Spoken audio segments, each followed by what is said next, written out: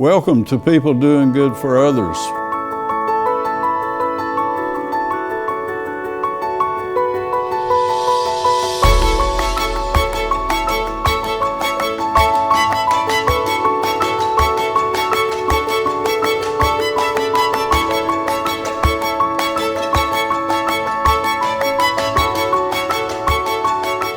Welcome to People Doing Good for Others, where we celebrate and honor and hold in the light those who truly make significant contributions in our communities. I'm Gary York, and I'm grateful for this opportunity. I want to thank Wilkes Communications, River Street Network, and WIFM for the sponsorship, and again, thank you so much for being with us. Our featured guest today is John Triplett. He's a person who's involved in the Hope Ministries, a tremendous advocate for helping the underserved and the underdog, and I've enjoyed meeting him, and he's such a significant role model and leads a group of mostly volunteers. And remember, there's only 1 1/2 folks that are salaried at Hope Ministries. So good morning to you, John Triplett. Tell us about the start of Lawson Horton. Okay, well, good morning to you. Thank you. And thank you for letting me be on your show today. Well, it's an honor. Yeah, so Lawson Horton, dear friend of mine. He was the missionary for the Brushy Mountain Baptist Association. And he's the one that God laid it on his heart to start the ministry that I run, or it runs me. And back in 2003, and his goal was this. What the Lord laid on his heart was that we do a lot of good in the community, and that's a good thing. We help a lot of folks, but there was no spiritual aspect to what we was doing. So the Lord laid it on his heart to start. The official name is actually Wilkes Ministry of Hope. Nickname Hope Ministry. That's a little easier, I guess. Thank you. And from that point, from 2003, the Lord's just blessed that, and I'm so grateful that he was obedient to the Lord's call to start Hope Ministry. Well, that's a great word, obedient. Yeah, it is a great word. The call came and he answered it. That's exactly right. Yeah. Wow. Yeah. And we had a free building. Yeah, so back in 2003 when the ministry started, it was birthed then.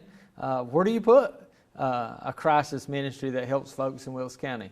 And then a good family here in the county believed in Lawson, believed in the ministry when the ministry wasn't even birthed yet. And they had a building, and they donated that building to kickstart and help start the ministry up, and wham, what a blessing that was. If John Triplett, frame for us, what does it do? What is the mission, and just a little bit about framing it, if you will. Yeah, so the mission of Hope Ministry is to serve people here in Wilkes County. There's a verse in the Bible, Matthew 5:16. That's what we go off of. And that says this: let your light shine before men, so they may see your good works and glorify your Father which is in heaven. So we use that verse as our mission. We let what's in us, Jesus, shine in the community. We help with our works, but in the end, we want to make sure that God gets all the glory, so people will actually thank Him more than they will us. You see, it's a calling that we have, and that is to serve people. Yeah. My observation in a visit last week. Yes, sir. There was a lady who was inspecting the table there, I call it, with the fruit and the vegetables. And you told me about how the faith we have in people, that it's okay, you know, whatever they need. And how does that work? So we call it a free produce stand. You know, in any produce stand that you go to, the produce is sitting outside, and it's the honor system. If you're paying, you pick your produce and you go inside and pay. Well, we don't charge for anything at Hope Ministry, so we have abundance of produce donated on a daily basis from local growers, families, and grocery stores. And that produce, is perishable. So if we don't get it in the hands and bellies of people quickly, it has to be thrown out. And that's just, we don't want it to be thrown out. So we set up that produce stand outside the ministry, and I had a little pushback from people that what would happen was they'll just take it all. And I said, no, let's just give people a chance. Let's just prove people are better than we think they are sometimes. And so we set the produce stand up, and basically you take what you need and leave the rest for somebody else. And I am so tickled that people just take what they need. They'll pick through, and if they need an onion that day to cook supper, they will just take an onion. If they need a tomato to make a sandwich, they'll just take a tomato. So we put it out every single day on the honor system, and people just come and take what they can use and leave some for somebody else. How long have you been doing that? We've been doing the free produce stand now for about 3 years. And it has been a blessing. Some people will come just to get produce and not need groceries from the inside of the ministry, box of food. They just need a little bit of produce. Maybe one day we get a bunch of bananas in. And, can I tell you a short little story? Sure. So this little boy, I met him, and I've seen him before, kind of halfway watched him grow up, because I've been at the ministry for 14 years, and he might be 9 years old or so. Anyway, I seen him. And he said to me, did you put any bananas out? I was somewhere in town, wasn't even at the ministry. I said, I don't remember. He said, boys, I love bananas. I love it when my grandma goes by and picks up bananas.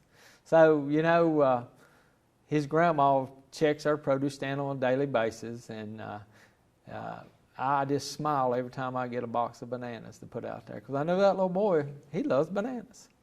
John Triplett, that's so 3 years ago, just one day you decided let's try this? Let's try this. Because I'll tell you, this is kind of the way I look at it.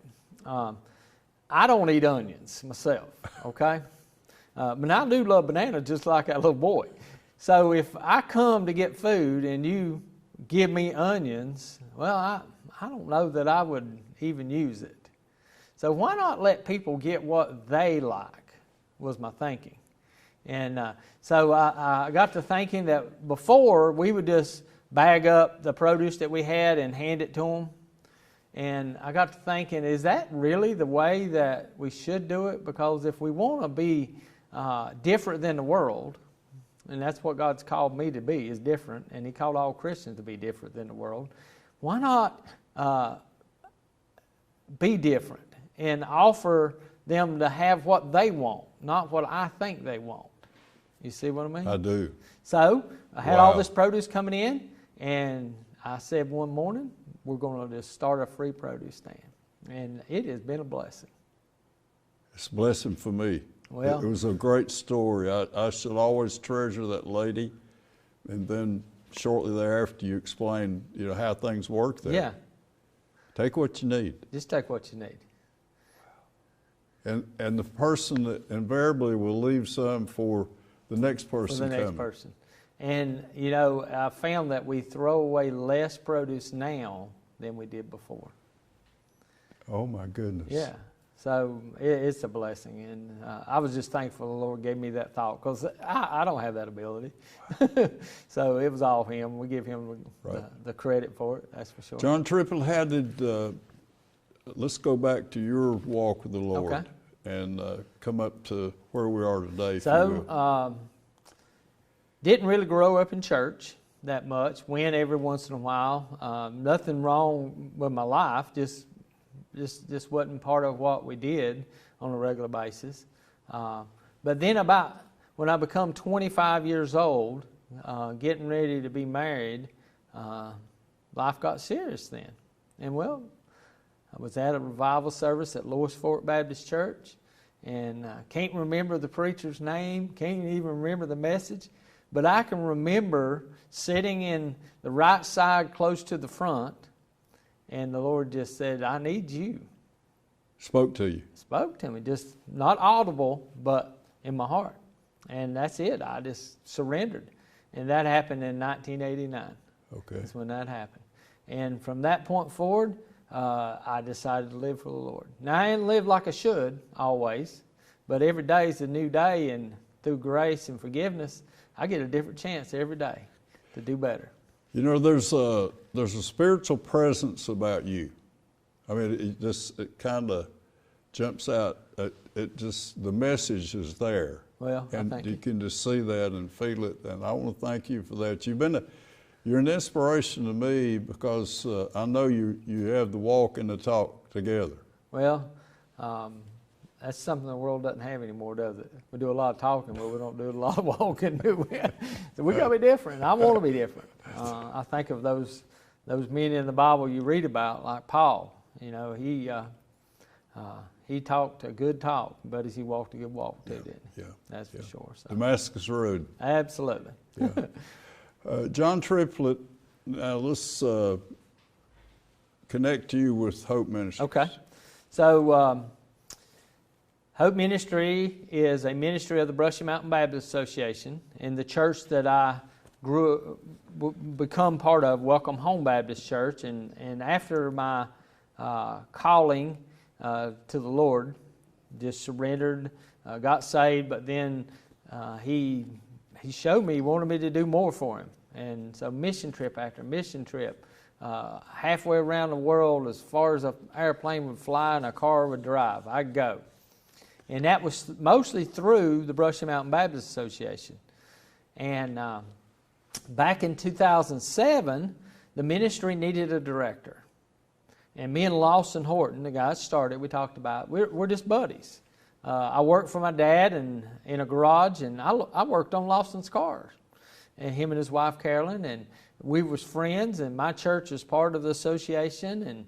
And I can remember the day he drove up at my dad's garage where I worked, and he said, "John, I just need you. I need your help down there at Hope Ministry. I want you to pray about it." Well, I hadn't heard much about the ministry prior to that, but I was all for whatever the Lord wanted me to do.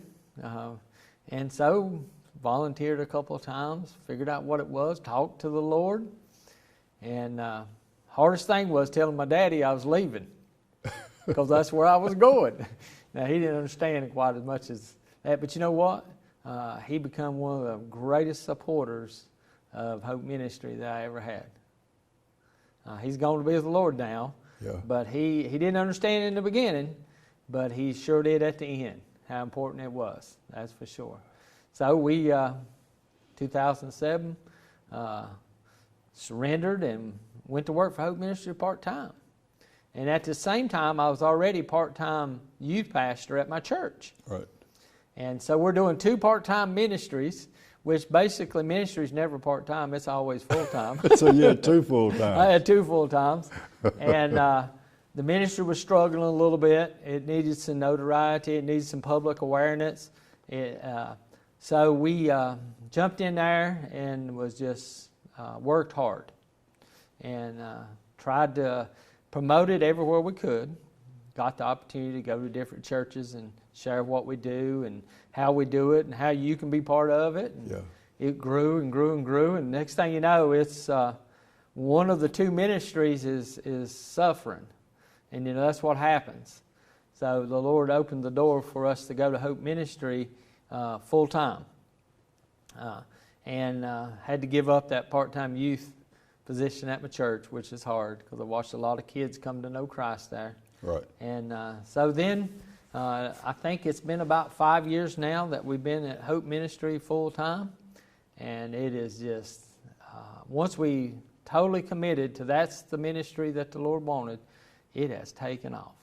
It has grown, and I'm amazed at how the Lord can. It's amazing, 1.5 salaried people. Yeah, so myself full-time, and Jackie Hollis is a 20-hour person, which she puts in a little more than 20 hours, but that's us, and part of our purpose is we need to, if you give $1, we want to make sure most of that dollar goes to help that person in need. So that's part of the goal. So you can't do that when you pay a lot of salaries. So another good way to think about it is, how do you get support from your community? Well, you get your community involved. So you work your ministry off of volunteers. So say, for instance, if you came and you volunteered, you're my best advocate back at your church because you know what's going on. So when I have 25, 30 different volunteers on a weekly basis, I got 25, 30 advocates in the community helping share what we do and how other people can be involved in our greatest needs at the moment. It just works well. And man, we got some good volunteers too. When I visited you last week, there were 4 ladies there. Yes. And that'll be somewhat that number all the time? Yeah, we try to have, well, before COVID started, we had more volunteers. We had to back off on some of them. Most of our volunteers are aged volunteers, seniors, because they're not working. So back before COVID, this time last year, we would average 10 to 15 a day.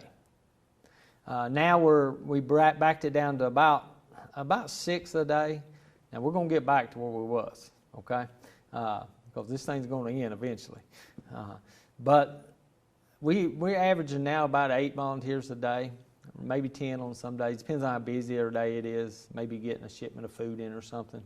But they're all How many volunteers. churches are involved? Well, my last count, okay? And that's hard. I don't have an exact number for you, but I can give you a good estimate if that's okay. Good. About 80.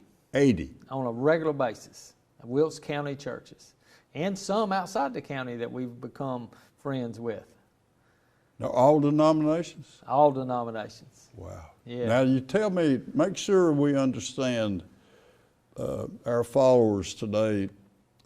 You say there's an unlimited number of volunteers in every church looking for something to do. There is. They just need to be asked or invited, recruited. asked. Recruited is All right, a good just word tell to us say. about how does that work, John? Well, generally what happens is I'll get invited to come to a church and speak and share about the ministry or fill in for the pastor if he must be away or something. And I enjoy that. I like that. And I get to do that right smart. And I'll share about the ministry the whole time or just a little part of it. And I'll say, now, if you're looking to serve the Lord and making an impact in your county, come see me. Now, you know, everybody's got good intentions, right? I say it just like that because the ones that truly want to volunteer, they'll come see me. They'll put a little effort into finding me. I don't give out my number right off the bat. I'll say, you know what I look like, you know who I am, come find me. And I'll get them that way. And you get the best of the best that way. Yeah. You really get the ones that want to serve. You know, Dennis Huggins is one of those disciples, apostles, if you will. Yeah. And so he's, we get a lot of reference, I guess, people recommending, I know somebody, or telling someone. Yeah. Yeah, that's exactly right. So, And that's how they come. We've had some great volunteers. We got some great volunteers. Some will work till they just can't work no more. So some will get down and can't work, but they'll call me and say, well, I can't come help you today, but I'm going to pray for you. Oh yeah, that's big. You know what? And you're also the pastor for the unchurched. Yeah. I love that. Now, make sure we get give us a real nice picture of that. That's hard to explain, but I'll be exact about it. How about that? Yeah. So we serve a lot of people, and one thing that we want to do is we want to meet their physical need, but we also want to address their spiritual need, because you know that's what I was called to do, is to proclaim the gospel. So in conversation, just like me and you, I'll just ask them, so what church you go to? And sometimes the answer is real quick, what church they go to. Well, I used to go to, maybe. That's the answer they give. So I get in a conversation about them, and then I realize they don't have a spiritual person that they can call on. Because the fact is that we all have people that get sick in our lives. The fact is that we all have people that die in our lives. We all have celebrations and we all have sadness. And so I just offer myself. If you need me, here I am for you. So what's happened is that person that might have got their feelings hurt at church and walked away from church, we become somebody they can call on. Or that person's never stepped foot in the church. You see, they got that same kind of hurting. They have the same family dynamics that people die and people get sick. And when it comes right down to it, we all need somebody to talk to about that. So we just offer them ourselves. And so Pastor of the unchurched. The pastor of the unchurched. Pastor John is what they call me. Is it? It I is. love that. So it's a big congregation without a building. Yeah. Yeah. John Triplett, the executive director of Hope Ministries at 518? 514 Elkin Highway. Elkin Highway. On the right going out of town Right toward going out the of town, Roaring River. Yeah. North Wilkesboro. Yep. So we have volunteers, and we distribute food, and we do a lot of other things. We do. So our primary ministry is our food ministry. Now, we have 3 different food ministries that go on through Wilkes Ministry of Hope. We have our primary pantry, the one you visited there at Elkin Highway, and then we have a Saturday pantry.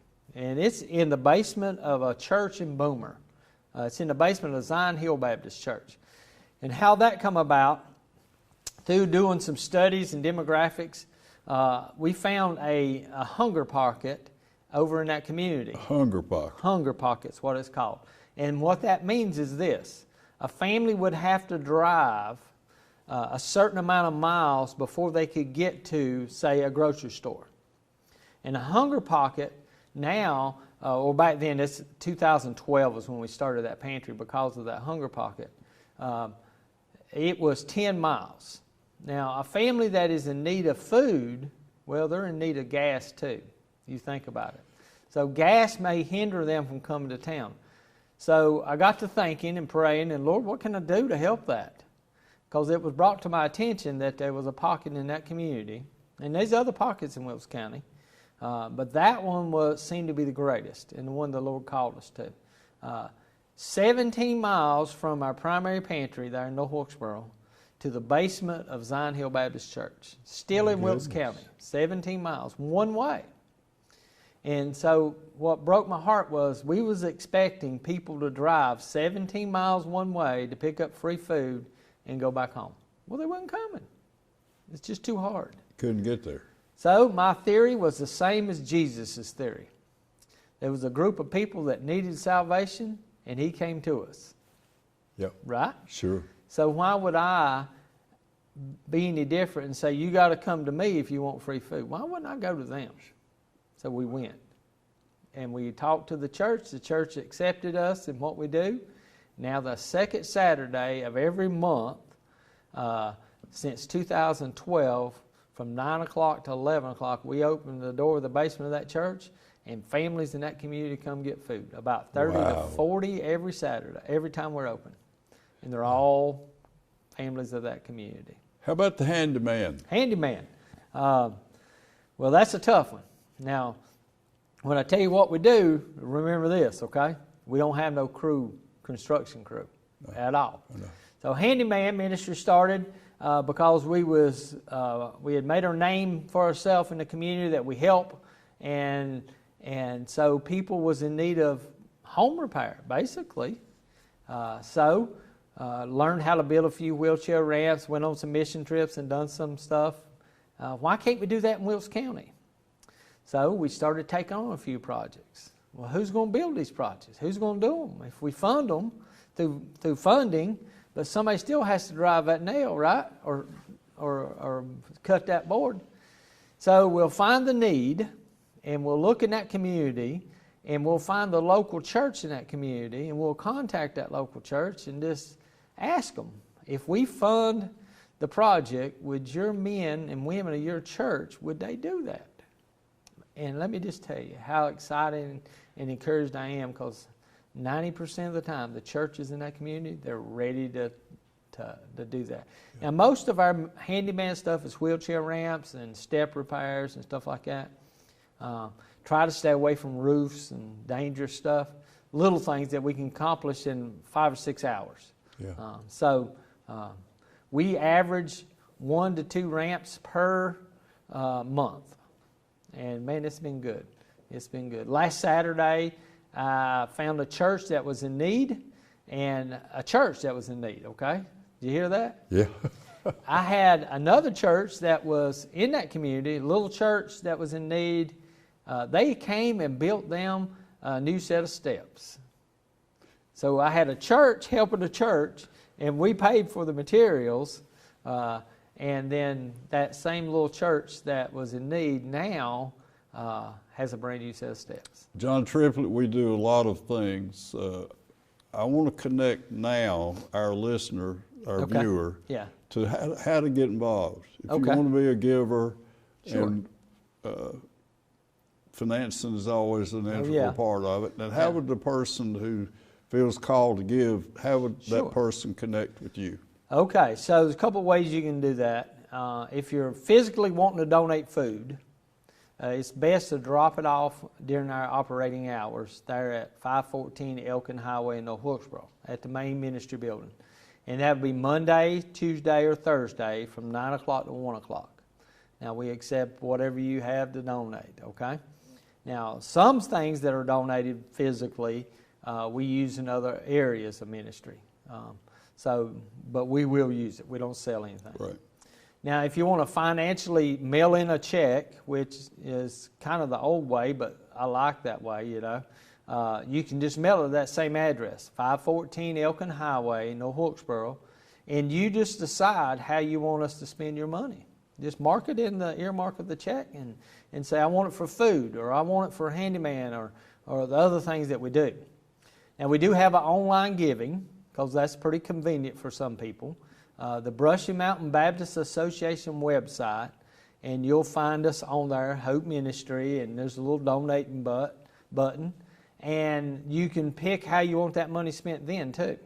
Now, everything a person gives is 100% tax deductible, because we are 501c3, so you'll get a tax receipt for it, and you'll be put on our mailing list, and you'll get an update every month of what we do, and we would love to partner with people.